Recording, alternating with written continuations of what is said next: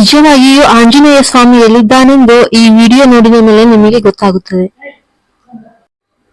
ಬದ್ರಿನಾಥ್ ಕ್ಷೇತ್ರದಲ್ಲಿ 6 ತಿಂಗಳು ಮಾತ್ರ ಪೂಜೆ ಮಾಡುತ್ತಾರೆ. ಇನ್ನು 6 ತಿಂಗಳು -18°C ಟೆಂಪರೇಚರ್ ನಲ್ಲಿ ಇರುವುದರಿಂದ ಮುಚ್ಚಿರುತ್ತಾರೆ ಎಂದು ನಿಮಗೆಲ್ಲ ತಿಳಿದೇ ಇದೆ. ಆವತ್ತು ದೇವಸ್ಥಾನ ಮುಚ್ಚುವ ಕೊನೆಯ ದಿನ ಆಗಿತ್ತು.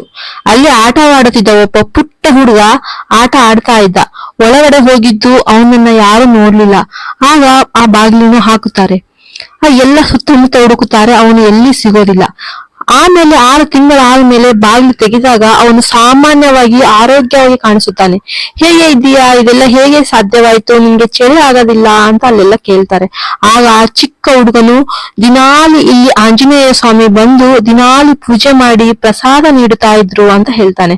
ಹಾಗೆ ನನ್ಗೆ ಯಾವುದೇ ಚಳಿ ಆಗ್ಲಿಲ್ಲ ಅಂತ ಹೇಳ್ತಾನೆ. ಬದ್ರಿನಾಥಲ್ಲಿ ಒಂದು ಆಶ್ಚರ್ಯಕರ ವಿಷಯವೇನೆಂದ್ರೆ 6 ತಿಂಗಳಾದರೂ ದೀಪ ಆರೋದಿಲ್ಲ, ಬ್ರಹ್ಮಕಮಲ ಒಣಗೋದಿಲ್ಲ. ಸ್ವರ್ಗಾರೋಹಣ ಪರ್ವತ ಪಕ್ಕದಲ್ಲಿರುವ ಗುಹೆಯಲ್ಲಿ ಪಾರಿಜಾತ ವೃಕ್ಷದ ಕೆಳಗೆ ಹನುಮಂತನು ರಾಮನಾಮ ಸ್ಮರಣೆ ಮಾಡುತ್ತಾ ಇದ್ದಾನೆ.